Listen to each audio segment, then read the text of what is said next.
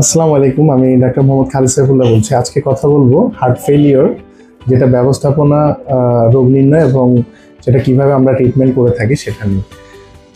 Heart failure বলতে আমরা যেটা বুঝি যে হার্টের যে কার্যক্ষমতা সেটা অনেকাংশে কমে যাওয়া এবং চারটা স্তম্ভের মাধ্যমে আমরা এই ট্রিটমেন্টটা কন্টিনিউ করে থাকি। এক নাম্বার হচ্ছে যে যাদের হার্ট পাম্প করার ক্ষমতা, বিশেষ করে হার্ট রেট ফেলিওর যেটা LVEF, এটা 40%-এর কম যাদের হয় তাদের জন্য আমরা 4 ধরনের ওষুধ আমরা ব্যবহার করে থাকি। ওষুধের শ্রেণী হিসাবে গুরুত্বপূর্ণ সতর্কতা এবং ব্যবস্থাপনা জানা জরুরি। একটা আছে যে এনজিওটেনসিন রিসেপ্টর নেফ্রোলাইসিন ইনহিবিটর, যেটা হচ্ছে স্যাকিউবিট্রিল বা ভালসারটান, যেটা হচ্ছে এইস ইনহিবিটরের বিকল্প। আমরা এইস ইনহিবিটরের সাথে কখনো খাওয়া যাবে না। বিশেষ করে এইস ইনহিবিটর ওষুধটা বন্ধ করার 36 ঘন্টা ব্যবধানে আমরা ব্যবহার করতে পারি। দ্বিতীয়ত হচ্ছে যে বেটা ব্লকার, বিসোপ্রোলল বা মেটাপ্রোলল সাকসিনেট শুরু করার আগে শরীরে পানি জমা থাকা, যেটা হচ্ছে এডিমা বলে থাকি, সেটা সম্পূর্ণ কমিয়ে আনতে হবে। সেক্ষেত্রে নতুবা রক্তচাপ কমে যাওয়ার ঝুঁকি থাকে।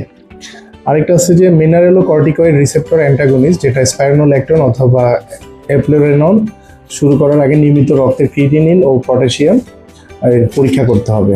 বিশেষ করে ইজিএফআর যাদের 30-এর নিচে, তাদের ক্ষেত্রে আমরা বিশেষ সতর্কতা অবলম্বন করি।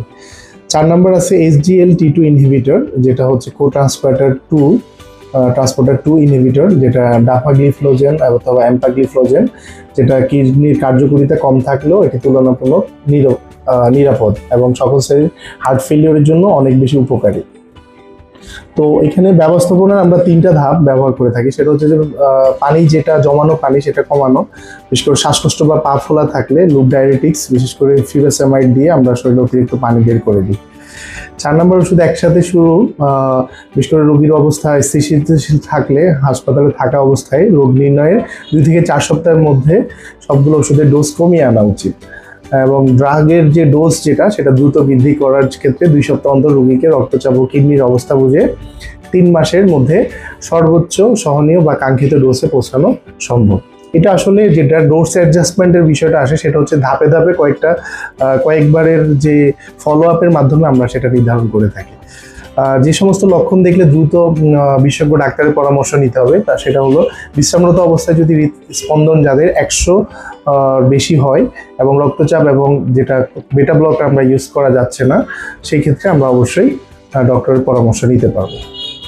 এবং রক্ত পরীক্ষার পূর্বে অবশ্যই ক্রিয়েটিনিন, বিশেষ করে যাদের ক্রিয়েটিনিন পয়েন্ট আছে